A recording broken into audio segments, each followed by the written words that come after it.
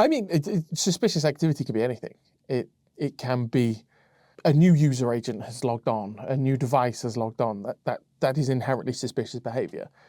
It could be a perfectly normal thing, like someone has got a new laptop, someone has updated Chrome, someone has done something.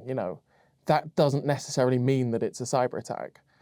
So what we tried to do is try to understand what the event is telling us. So you can see through various different logs whether or not it was a device that had been seen before. Is that device name known? Is that device name adhere to the current naming convention and things like that? So we can try to bring some context to it.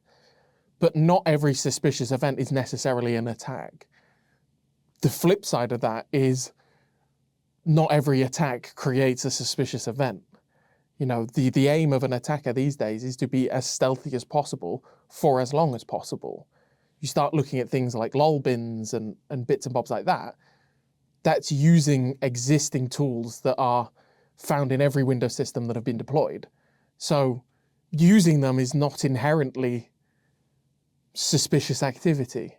You can identify certain markers that make it suspicious, but you're using these tools in a way that is not suspicious.